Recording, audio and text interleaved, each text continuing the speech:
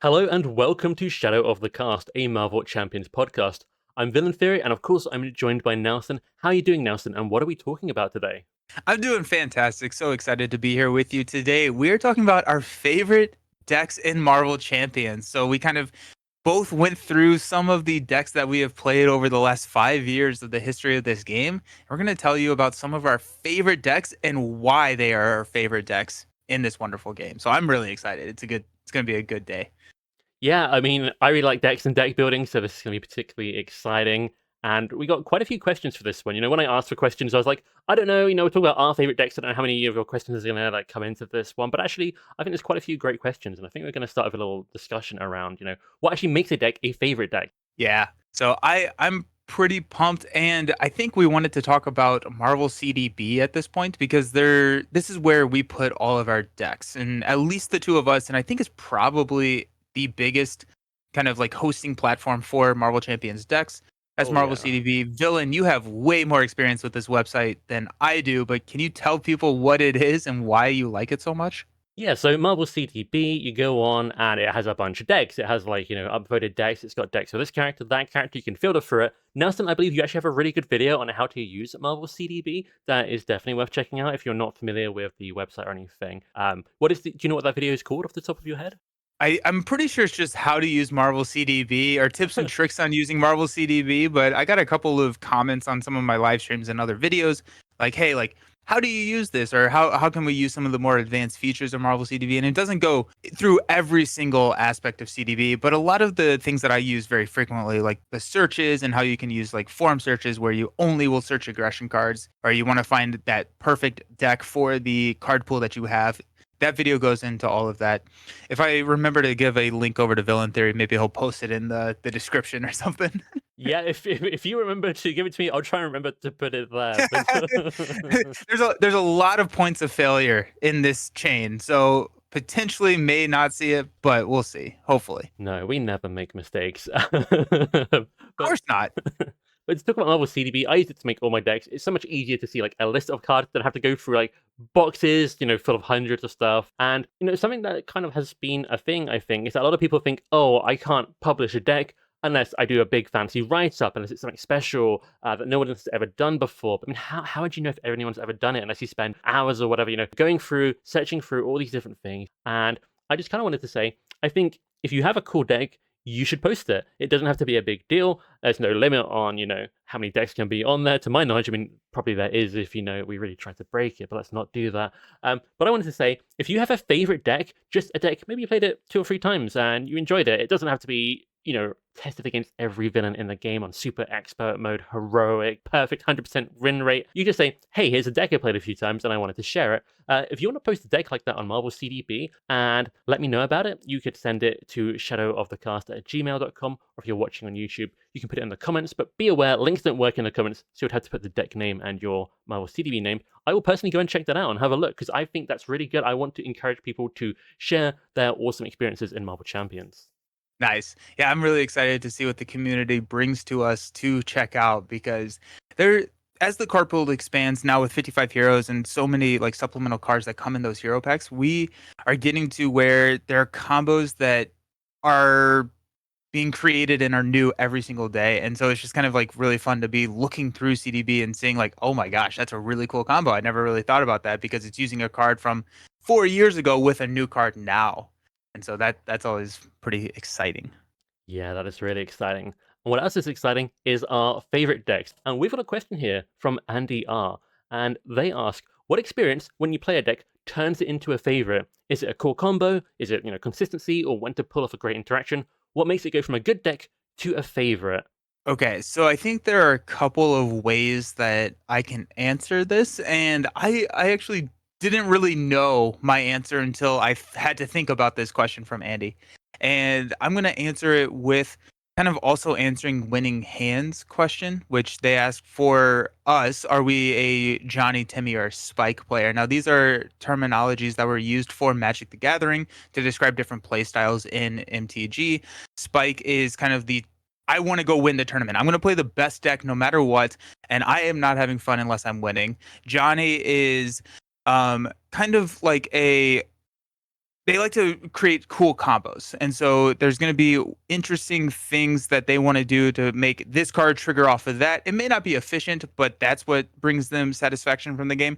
And then Timmy, in Magic the Gathering terms, is I want to play the big card, probably in like a Marvel Champions. It's like, I really like Dive Bomb. I'm going to play Dive Bomb. It's fun to play Dive Bomb. Big cards are cool, that kind of thing. So those are just kind of categories of different types of play styles.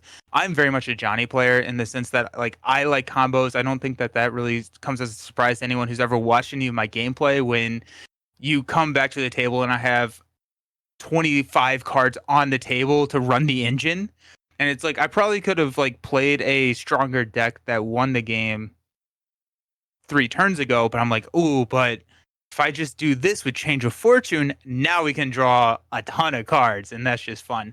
And so I'm very much a Johnny player, and so a favorite deck has to, for me, have some sort of combo.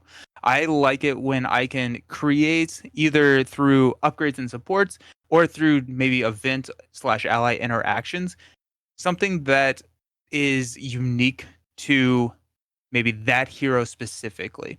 And so like Hone Technique Dive Bomb is interesting, but I don't think really any of my favorite decks come with that, because that can kind of be plugged into a lot of different heroes with like anybody who has the aerial trait can kind of pull that off. I like it when the hero can kind of plug into what the deck is trying to do in a unique way, and that makes it kind of interesting for me, is creating that cool combo. But what about you? What do you think creates a favorite deck for you? You know, that's really interesting. I was thinking about, those definitions of, like Spike, Johnny, Timmy, and I don't know if I fit into any one exactly. I would say if I had to pick one, like Johnny is maybe the one. I feel like this game really caters to being able to express yourself, to win in your way, play the character in your style. And I think being able to do something really creative within a character you really like is just really going to stick with you. It's not a competitive game. Most people's win rates are typically, I would say, quite high compared to the average game, maybe compared to like Arkham Horror as well, other games in like the genre that are trying to hurt you more. Whereas here, the game says, go be a superhero. I also think it depends on the situation. If somebody says, what's your favorite deck to try and be Expert Ronin, it's going to be a very different deck than, what's your favorite deck to play in general. So, there's some nuance there to the context, but I will say I like to be creative and express something, but I like it to do well. If I have a really creative deck idea, but I've lost 5 games in a row, I'm probably not having more fun than if I played a slightly, a less creative deck, but I had won a few games, if that makes sense. So I do like to win, but not, there's a balance, I think. Yeah, 100%.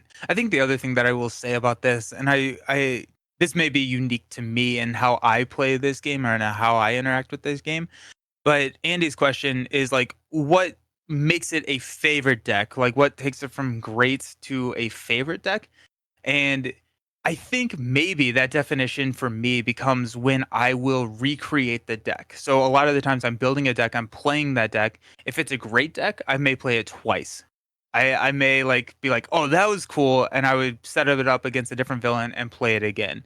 When it becomes a favorite deck for me, and every deck, I believe every deck that I am talking about today, I have deconstructed and then gone back to that Marvel CDB like page and remade it for another game, because I get a lot of joy out of creating new decks in this game. And so any deck that is like, you know what? No, let's forego creating the new deck and let's actually just build that deck that you've already played. That's probably where it solidifies as a favorite for me. That's really good. I like that. We actually have a question from Heroic Skeleton. He says, how often, if ever, do you return to your old favorite decks? And I really like this question because as a content creator who, does a lot of analytical kind of stuff, I'm trying to play like a wide variety of heroes and decks all the time. So kind of like you say there, if I ever go back to a deck, if I play it, several times or something, that really means it has stood out from the rest, because I always feel like there's 5 new things I need to test it on any given day, and there's not enough time in the day, and so on and so forth. So I think that's a really good point. I want to say for me, what makes me a favorite, what makes a favorite deck is I kind of need like some kind of moment of awesome to elevate it from, oh, this is really good, So, this is like one of my favorite things ever. It just needs to like have this special thing to click. But I also wanted to shout out, when you described to Timmy, kind of thing, like liking the big cards, big impact. My brain went to dive bomb, and I know my partner loves her technique dive bomb. She likes the big impact things that really feels like she's made a difference. And it's really good that this game actually I think caters to every single kind of player. I'm just going to shout out Web Warrior Fanatic, who I know does a lot of creative decks, a lot of really interesting stuff, but he also likes to go up against the hardest villains in the game. He's quite good at optimizing decks, and the game suits that as well perfectly. Oh, 100%. Yeah. And like it's so cool that the game allows players to pull joy of the game in different directions, right? Like there are people who are those spike players like Web Warrior who wants to beat those hardest villains. And now these are not discrete categories, right? Like a spike player doesn't mean that you don't pull off a cool combo to beat that hardest villain, right? But if you are going up against that hardest villain and that is what you want to do, like that's awesome because the game allows that, and the modularity in both like the villain challenge rating as well as the modular sets themselves allow you to kind of play however you would like. And so I like setting up the deck that is going to pull off some crazy combo, and I will start to pair that with a villain that will enable that. Maybe not make it super easy, but if I'm going with something that is all about destroying all the minions, I'm not going to play Thanos, right? Like that Yeah. doesn't make me happy, right? Like because there's two minions in that deck, and you're like, cool, maybe I'll see one. I'm going to be playing Mutagen Formula. I'm going to be playing Ultron. I'm going to be playing something that enables that combo because that's where I get fun. Is let's build the engine, turn it on, and run it. And it's easier to do that against a villain that is enabling that. I will say one of the funny things is I don't necessarily know that I am a Johnny player in like a TCG. So like when I'm thinking about like SWU or Star Wars Unlimited, I think I'm more of a Timmy player. Like I don't think that the combo is where I get. I like big cards in Star Wars. I want to play the big ship. And so it's kind of interesting how across different games even the play styles can alter because yeah, big ships are cool. Yeah, honestly, I don't play like a competitive TCG or anything at the moment. But to reference the game we've talked about, I think it was the last episode, is Marvel Rivals. Sometimes I go into quick match and I'll just be like, oh, I feel like playing this character today. But then I go into ranked mode and it's like I'm gonna play these characters because I think they will help me win the most. I become a spike player when I'm put in the spike situation. And maybe these terms don't perfectly all fit. Marvel champions exactly, but they are useful. And it's kind of interesting how it changes up between games. Yeah, yeah. We do have a question which I think is kind of a fun bridge from Proofrock, which is what is your favorite first hero slash aspect, and do you still play it? So talking about reconstructing some of these decks. So I've said a few times on a couple of videos, the first character I ever played was a Black Panther protection deck. It wasn't the precon. My friend, gave it to me because he already had, the game and a lot of the heroes. And I was like, wow, I really like Black Panther. I like this game. Went on to play Doctor Strange. Thought I was great at the game. Realized a little bit later that there's different, strengths to different characters. Some are higher than others. But I ended up going back to Black Panther fairly shortly with a leadership deck. I believe it was, I actually think my friend found this and shared it, but I believe it was by Drew, who's quite a well-known deck builder. And it's about playing Wakanda Forever a lot, using strength 3 numbers to just draw through your deck, to keep getting Wakanda Forever back into your hand. And, the whole Black Panther thing that makes him most unique is he got, he has this Wakanda Forever card that triggers all your upgrades. So finding a deck that let me do the special Black Panther thing more often than any deck I had seen before by quite a significant margin, kind of like blew my mind. I was like, wow, I get to do the thing I love better with this deck than any deck I've done before. So that kind of made it really click for me early on. I still play Leadership, I still play Black Panther, and I haven't played that deck for a while, but I would say I still play it relatively. Like if someone handed it to me, I'd be super happy to do it. I might choose it from a lineup, but I don't think I played it recently just because the sheer amount of characters, 55 heroes in 4 and maybe a half aspects of pool. The amount of combos is insane. So to go to one specific combo and play it in one specific way, it's hard to find time for. But I would consider that I still play. It's something I still would definitely play. Yeah, and I'm trying to figure out like when does the deck not become the same deck that you played initially, right? My answer to this is going to be Quicksilver Protection. But the Quicksilver protection that I played when I first opened the Quicksilver Hero Pack is much different than the Quicksilver protection decks that I play now, just because we've expanded the card pool and there are cards that work better with him. Yeah, I feel like what you were saying with, new cards coming in, but, same kind of idea behind the deck. I do think it's kind of the same deck, but I think it's kind of a ship of Theseus kind of thing, bit of a philosophic nature to it, do you consider it the same deck? And that might differ between people. It won't be the exact same deck list, but same idea, I think, is, definitely close enough. I think my absolute favorite deck that we'll talk about a bit later falls into that category where new cards have changed it up a lot, but it's the same idea, the same kind of, core principles behind it. Mm. So when you're building a deck, and this is a question that is asked from a lot of people, but Excelsior kind of put it very concisely here. Do you like theme or do you like meta? And I'm gonna add on to this, or do you like cool combo? Like when you're building a deck, what are you typically aiming for? Whenever people ask me, what comes first, theme or mechanics, I'm always like, oh, mechanics, cool combo. This works with this, that goes with that. But I love theme. I don't necessarily think I love theme less than maybe the average person, but I think I like mechanical interaction more, perhaps, is a way I would like to say it. Um, Mhm. so, meta, combos, whatever you want to call it, the function of the deck, I think, typically comes first to me. And if I can make it thematic, or it happens to be thematic, it's like the icing on top. It's just really a nice little bonus. Sometimes I will set out to make a thematic deck from the get-go, especially if, let's say, we've just watched an MCU movie and we're feeling really inspired. I will maybe try and replicate a little bit of that. I know you've actually got like a big MCU series that takes it to like another level, but sometimes I just go, like, oh, that was a cool Into the Spider-Verse movie. Let's just, stick to Spider-Verse really, stuff and go for these two Spider characters. Yeah. That's interesting. You mentioned like the MCU series that I have. I think that is the only time I ever care at all about theme. Uh, and that is when I have self-imposed a restriction on myself. I don't care. For whatever reason, Wolverine can be fighting right alongside Captain America that's fighting with a rocket in a rocket deck. It does not matter to me. I just want the cool stuff to happen. And the cards, I probably wouldn't enjoy it as much, but the cards could be labeled with any other theme and I'd probably be fine with it. So it's kind of funny how we approach the game differently that way too. I think well hopefully it's playful poking fun at just like the fact that I just put Professor X in every single one of my decks. It's It's like it good. doesn't matter. Yeah, it's really good. It doesn't matter if it's Black Panther or if it is Colossus. I'm throwing X or Professor X in it because really good. I'm sure Professor X has a lot to gain by traveling to Wakanda. maybe he made friends there. I think it works. You can make a theme. The crazy thing about Marvel is you can kind of make a theme around almost anything. Yeah.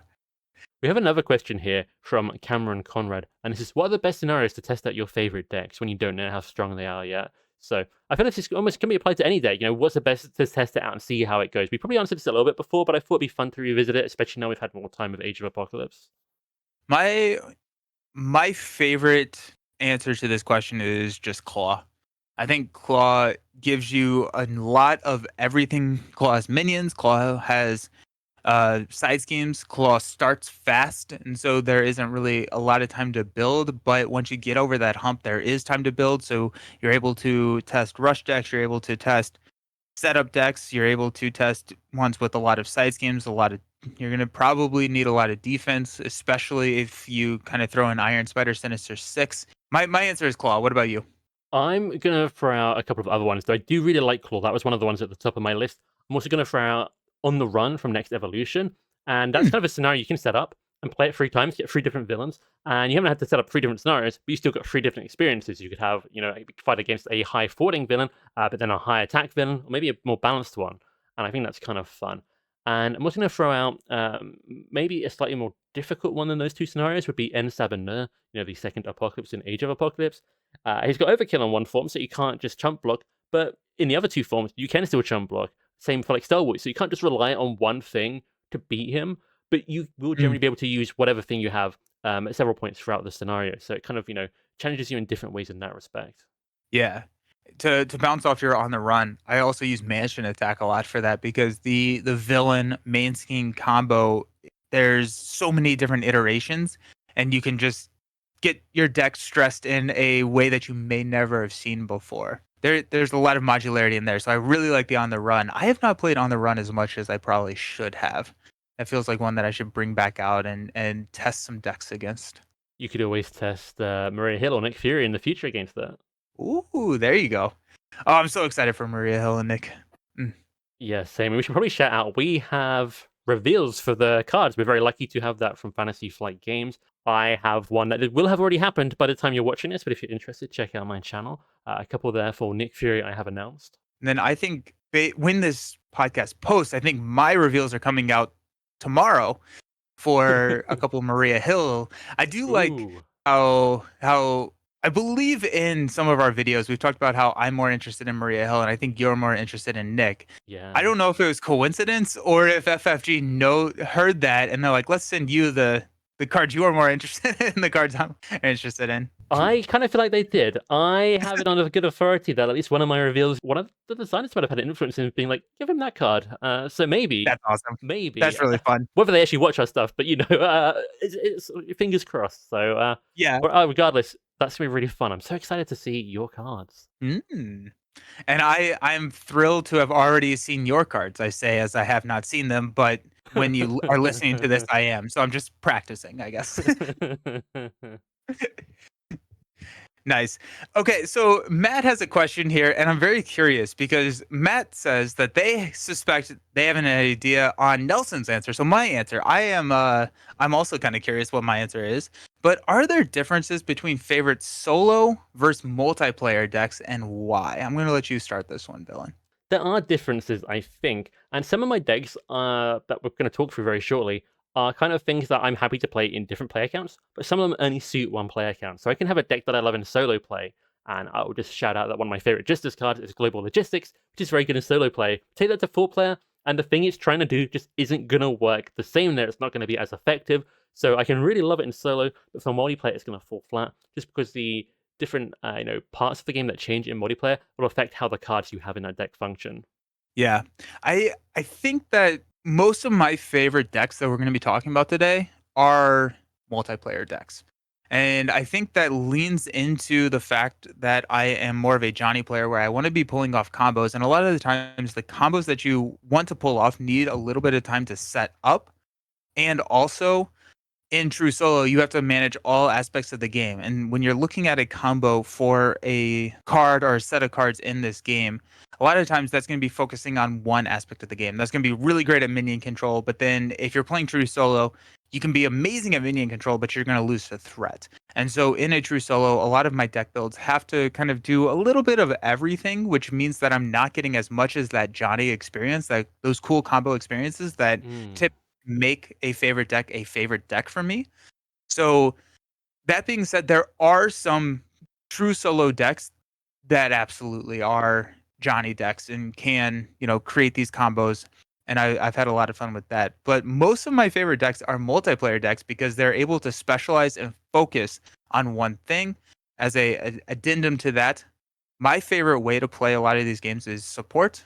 And it's really hard to support in true solo. Yeah, I'm glad you mentioned that. I was about to say, you like to support. We've talked about that before, and that was just making me think, yeah, naturally multiplayer is where that's going to be. I guess the closest you get to solo support is maybe leadership, because you've got your allies and you're kind of like supporting the allies, but it's not exactly the same, especially on a social level. Yeah.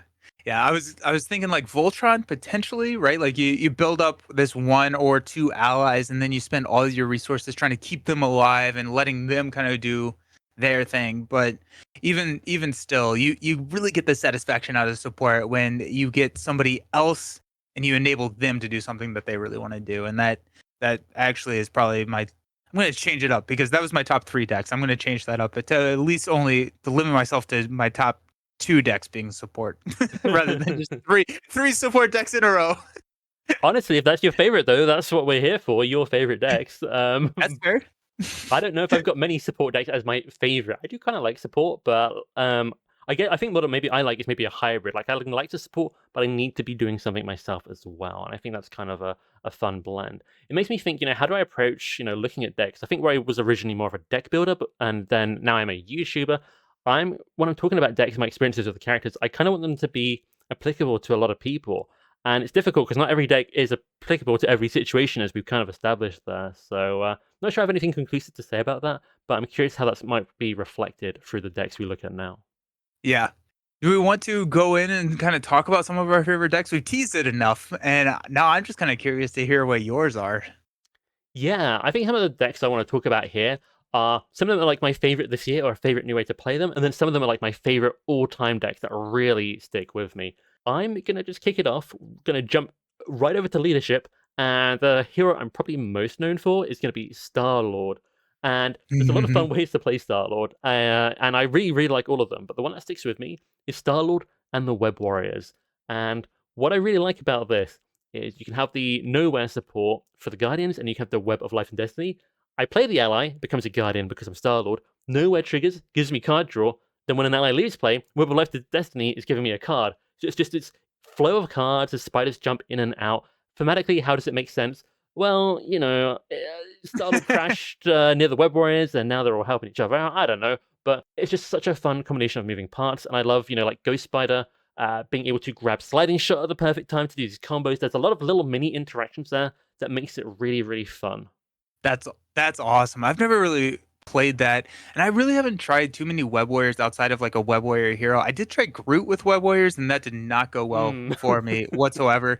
That was also against the hood with Chad was giving me some brutal mod sets to shuffle in, and so I blame it on that. But I do like the fact that there are these interactions with the Web Warriors, and you can enable Web Warriors in any hero you want with Web of Life and Destiny just by paying the cost. And so I do like that. That's really fun. So you got Ghost Spider grabbing like sliding shot. You got damage. Is the element gun a tech like for auto to ready and draw a card? Yeah, Element Gun is tech. Technically, Jet Boots are tech. But it's really fun. The way I ended up like optimizing it, when I took it to be a bit more of a spike angle when I went to publish it, I went for a few iterations, and I ended up taking, I think, half the allies as normal allies, and then half the allies as Web Warriors, because Web Warriors cannot always be played unless you have got another Web Warrior card down, and so on. So end up being a bit 50-50, but the focus of the deck is on the Web Warrior aspect of it. That's cool. So is that your favorite deck of all time, or is that just your favorite leadership deck? I don't know if it's even either of those things, but it was a deck I really liked that I thought was good to start things off with. Nice. It's definitely up there for leadership for me. There's so many decks that I could call my favorite. It's really hard to narrow it down, but if I had to pick the Star-Lord deck I have the fondest memories, it's probably going to be that one. Nice. I was going through like my deck list when I was preparing for this episode, and I realized I published a lot of leadership decks for someone saying that leadership is their least favorite aspect. And now that I'm realizing that my favorite deck probably of all time is a leadership deck, maybe I need to reevaluate that statement and that leadership maybe not my least favorite aspect, considering how many I've posted and the fact that my favorite deck, I think of all time, is a Cyclops deck that I built that just breaks Maria Hill. So this is very much a 4-player, 3 to 4 player. I've heard that it works okay at 2, but it's just playing Maria Hill every single turn, potentially like up to 4 times per turn. And every single time you play Maria, everybody at the table gets to draw a card. And so you're putting Maria into play either by just playing her from your hand, and then you're going to use just recursion, which like make the call.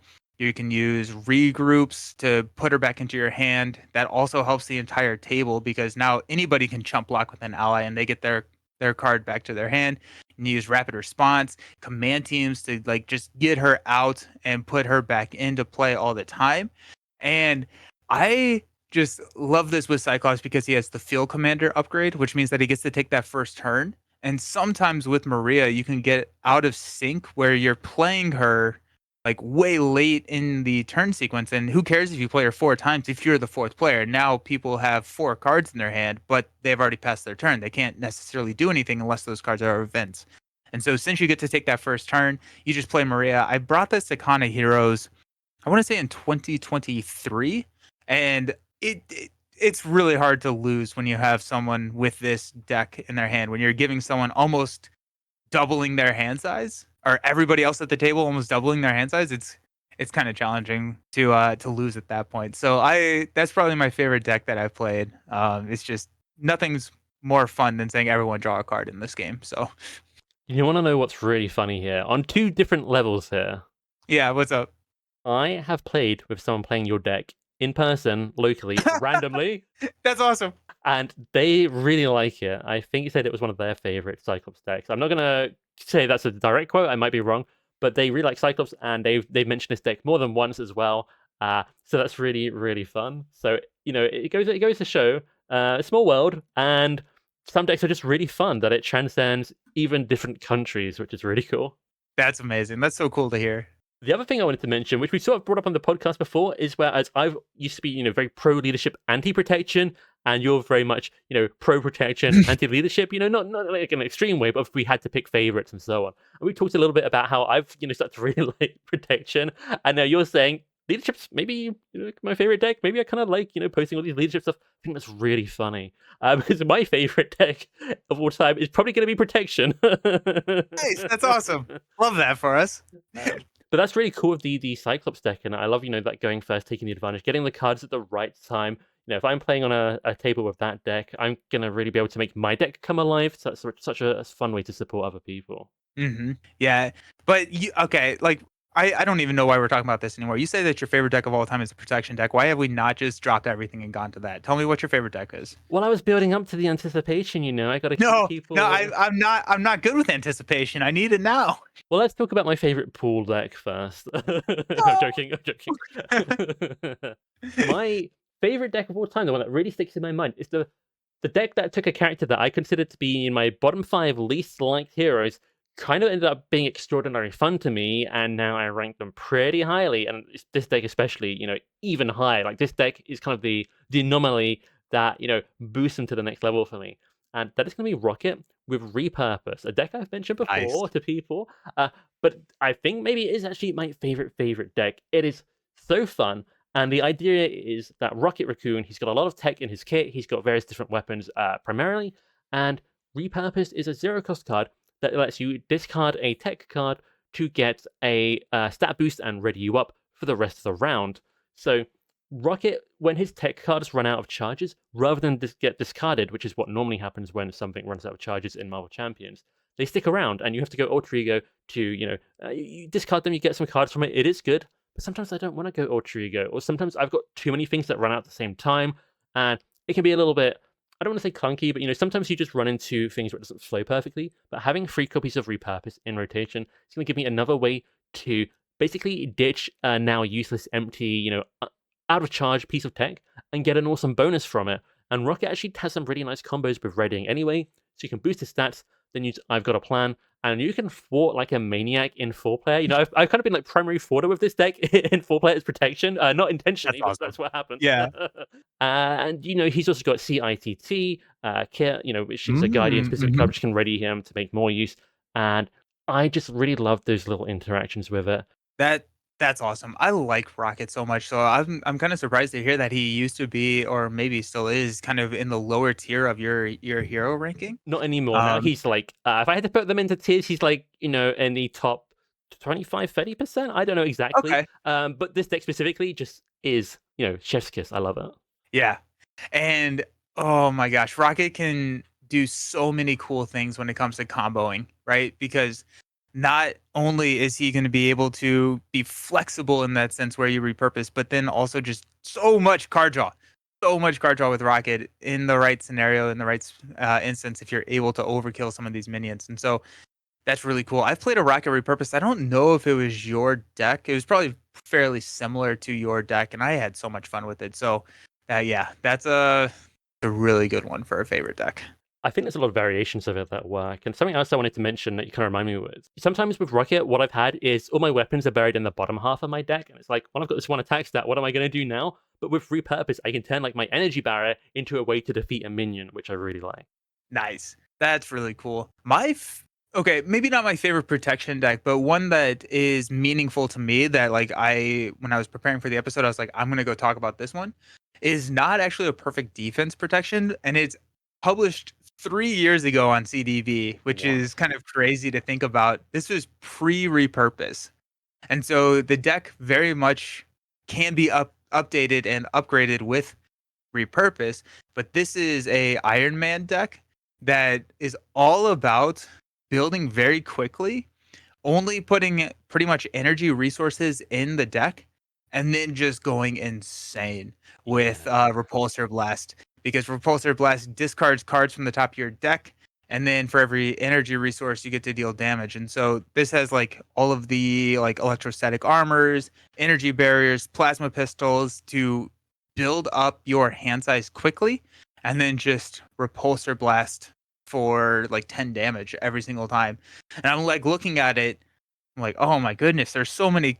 Like, why do I have Fighting Fit in this deck? That doesn't need to be in there and stuff like that. And so, like, looking at the card pool that we had 3 years ago, it was a lot of fun. And it's like, oh, maybe I should like rebuild this deck. And so, I think Repurpose, which is a lightning resource, could or 100,000% mix it into this deck at the now, right? Because now Tony has so much tech that he can repurpose. But that's kind of that's fun that both of our decks.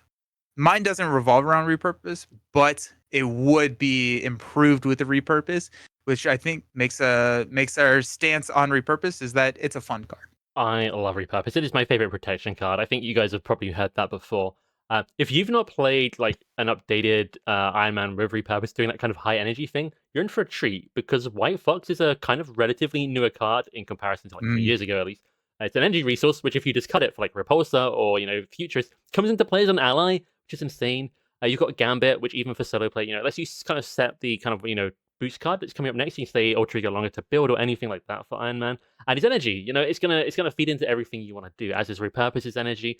But that is Iron Man with lots of protection tech and energies is something everybody needs to play at least once, in my opinion. So good. Yeah, Great job. I remember when I published this deck. This may be like one of the first decks that I published. I was like, I think this is a good deck. Like when I hit publish, because I had published a ton of decks before then because I didn't know that you could share decks that were not published. And so I have so many decks that are published that are just like I played it once, I was like, this isn't a good deck, but I wanted to share the deck list. And so I don't think there's a problem with that. I don't necessarily think that is a bad thing. No, 100%. 100%. But like that, like I had published all those decks. I think this was one of the first decks that I like built and I was like, this is a good deck. I enjoy this deck, publish. And I actually like put a write up. That's awesome. I love that. I really like that. Yeah, so it's so good. So good. What's another one of your decks that you really like? I'm going to go through one that is kind of related to the Rocket one and Repurpose topic just very quickly. Is I love Psylocke Repurpose. And unlike Iron Man or Rocket, she doesn't have tech inherently, but Repurpose is a skill card and she can get skill cards with her support card. So that's where that kind of comes in. And she just has really good base stats, so readying her up and then adding onto those base stats is incredibly fun. Now that's cool. I always forget that she can go just grab skill cards. I need to do another form search on CDB to figure out what all those skill cards are and try and break that again. It's good. That's Hone fun. Technique. Hone Technique, yeah. Oh, she's so good with Hone Technique because she can generate those mental resources with her knives too. So easily play it. Dang, that's awesome. I'm gonna jump in, not give you a turn, and quickly go for my final protection one because I want to hear more about what you've got coming up. And that's gonna be a deck I've also mentioned kind of recently. Is Drax with Taunt and Come Get Me Bub, because you're getting attacked more. You've got the ability to take the damage because you're getting a tough and healing from Come Get Me Bub. And because you're Drax, you're getting cards from Taunt and things. You've got Drax can chew through minions like there's no tomorrow. So it all kind of just works beautifully, and I love it. It's so fun. Yes, I have played a Taunt Drax, but not a Come Get Me Bub Taunt Drax. That sounds awesome because with Knife Leap he gets overkill, right? So you can easily take care. Yeah, you can easily take care of all those minions that you're summoning. That's really cool. You don't even need Knife Leap at that point. Some games I've had like Taunt into Taunt. I've got high attack to turn one, and it's just crazy. I tried Taunt Drax, and I thought this is kind of fun, but a bit unreliable. Come Get Me Bub is the key which unlocks that going to the next level, in my opinion. Highly, highly recommend it. Nice. The taunt deck that I have on my list is my Spider Ham taunt deck. Ooh. It was dumb. I played it. I remember in the game that I played it, I think I drew an additional 100 cards. The problem with this deck is that the problem with the deck is it ramped into nothing. Like I was struggling to deal damage and like I just didn't have any damage, but I was drawing all of the cards and doing everything. But then it was just like, I don't know what I'm doing. But Spider-Ham Taunt, the villain attacks you. Spider-Ham has like cards like Wiggle Room or not Wiggle Room. That's Miss Marvel. It's the card that makes you wiggle, right? Yeah. Yeah. He got to wiggle. Because he's got his own And version so of Taunt, right? yeah, because he has Petulant Pig, and so you Yeah. have 5 cards in his deck that make the villain attack you, and then you get to draw more cards. Then you can use cards like Cartoon Physics to reduce the damage that the villain is attacking, and he gets to take a damage, which gives him a resource with his ability. And you just run all of the spiders whenever they leave play, and you can chump block with your spiders when you play Petulant Pig, but not Taunt. And so you play Petulant Pig, you chump block with Auto. You are safe from the attack, and you get to draw a card from Web of Life and Destiny. Like, you just draw all your cards, but the problem is, at least with the iteration of the deck that I played, I just didn't do damage. Like, I was like, I've drawn 78 cards, and I'm like, I've done 6 damage to the villain. I'm like, I don't. That being said, it was a lot of fun. I had a lot of fun with the deck, and I'm 100% sure that there is a way to make it work for damage. But this was one that I just kind of built on stream, and I'm like, oh my gosh, this was a stupid amount of fun. That's really cool. I love that. That's like a golden combo. Anything that makes him take a little bit extra damage. Card draw, that is insane. I'm getting the theme that the decks you really like involve a lot of card draw. Yeah, cards are fun. They are Cards fun. are a lot of Surprise. Hey, guess what? What? Do you like Wakanda Forevers? I do like Wakanda Forevers. Do you like it when Black Panther says it? Yes. Which version? Which version of Black Panther? Are we talking Star-Lord Black Panther? Or are we talking Panther Black Panther? We're talking, what about Shuri Black Panther? Shuri Black Panther. Oh, wait, are we talking about a new hero? Are we talking about a new hero? Oh my gosh. There's an article called Wakanda Forever just dropped. Ah, that's awesome. Well, that's exciting. That is so exciting. Let's talk about some more decks, and then let's go live and talk about a new hero. Okay, so we just took a quick break because the article for it looks like a new Black Panther just dropped, and so we kind of, freaked out a little bit. We're gonna go live and talk about that here in a second, but the timing could not have been better because I was about to talk about a Black Panther deck that I so very much enjoy, and now I'm just like, should I talk about this? What if that article changes this deck? What if there's cool ways to change the deck? But I'm going to talk about it. Just know that I have not seen that article yet, so this deck may be way better. But this is a deck that I built for my series that I have called Old Heroes, New Tricks, where I take newer cards that are printed in like some of the hero packs that we've just gotten and trying to apply some of those and build combos for some of our old heroes. And that's the call on support for Black Panther, where I basically used build support, which is one of our player side schemes that we got in Next Evolution, to play Weapon X. And then the only events in my deck at that point are Wakanda Forever's, the Ancestral Knowledge, which is a very sad thing to hit with Weapon X. And then I added 1 copy of Make the Call. And so you can use Make the Call to grab like Shuri or Kalu to grab more Wakanda Forevers. But I've thinned the deck out, so it's all upgrades, all supports, Digging Deeps, White Fox, and Weapon X. And so you use build support to pull in Weapon X, which now you're allowed to do, flip and just run Weapon X as many times as you can possibly do it. And I've had so much fun with that. There's also a call for backup / using Make the Call to get Gamora into play to kind of combo that as well, because Gamora, whenever she attacks or thwarts, you discard cards until you get a event.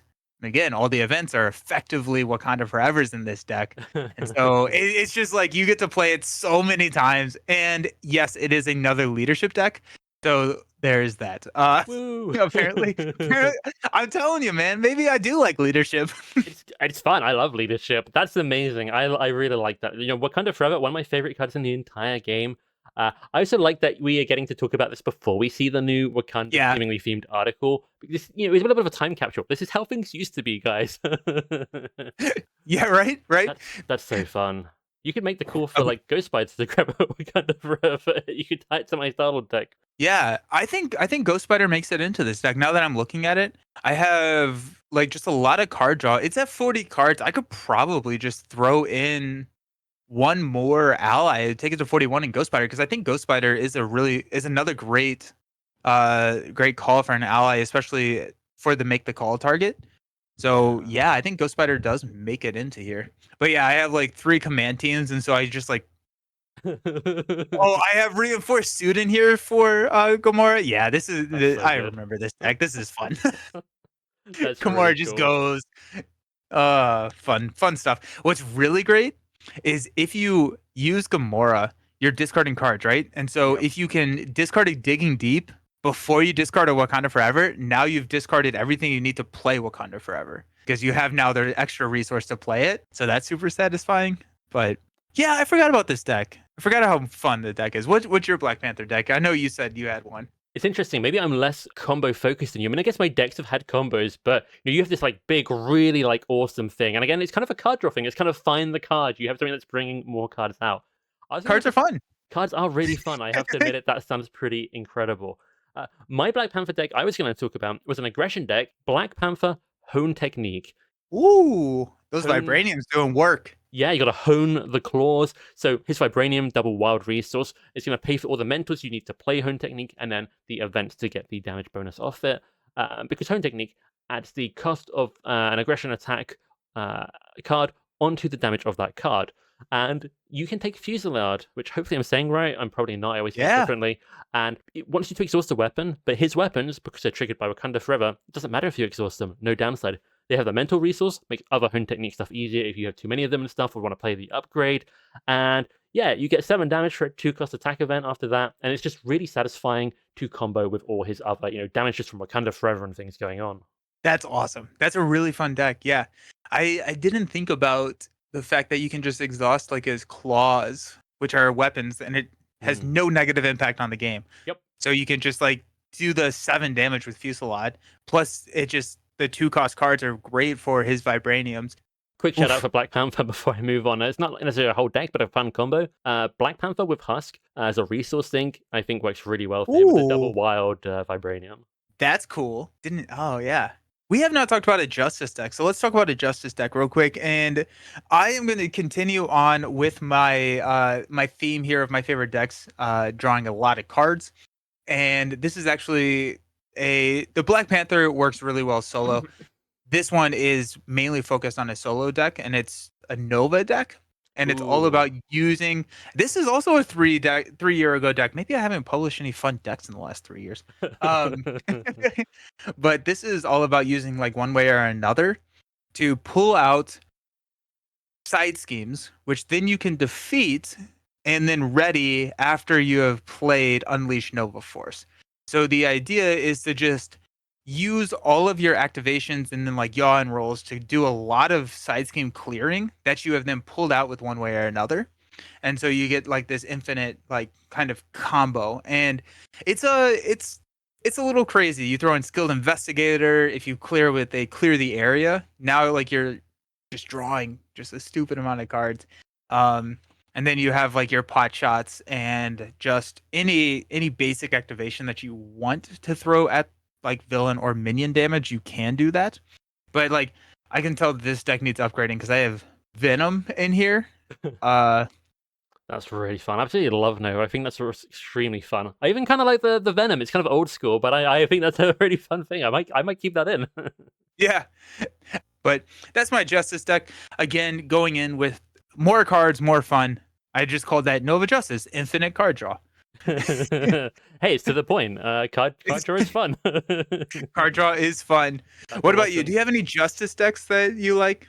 I've got a couple I'm considering talking about. I'm gonna go back to an old favorite of mine. I'm gonna go return to Star-Lord. I love Star-Lord still, Nice. He's kind of a character I maybe burned out on slightly, just kind of played him so much, but I still love him in my heart of hearts. But Global Logistics Star-Lord.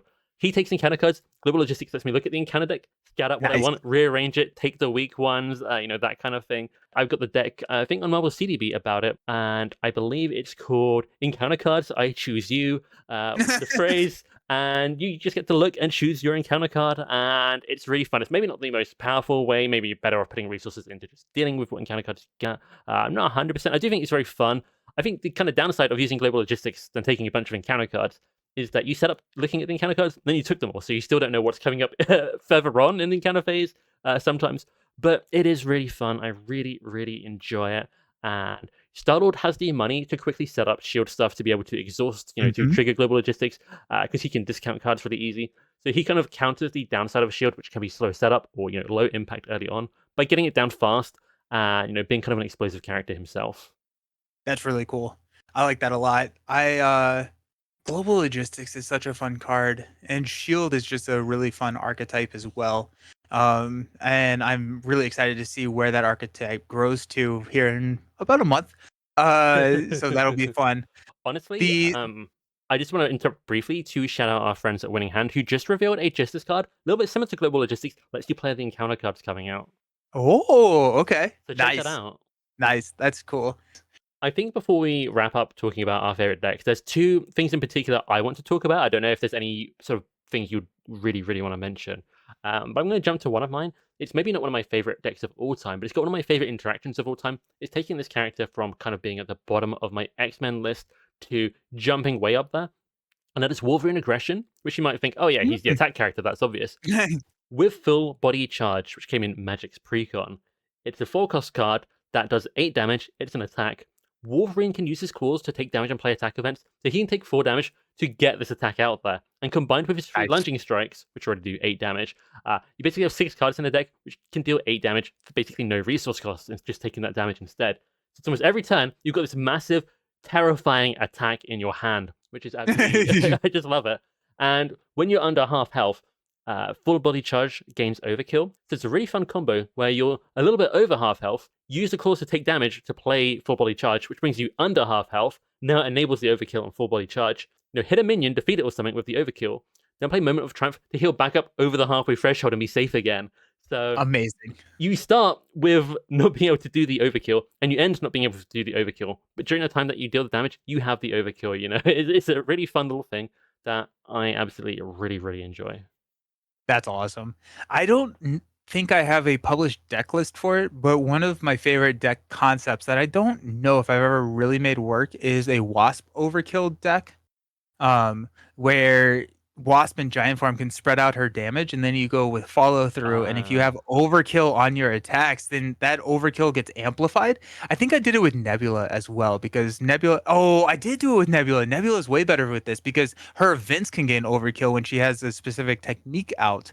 And so you have that, and you go like melee with overkill hone technique, and now you're overkilling multiple enemies, and each one of those instances of overkill gets improved with a follow through. And so like a melee that is like a 6/6 with hone technique, if you're attacking like Ultron drones, now become like, math is hard, but like 8/8, so 16 damage to the villain on a melee.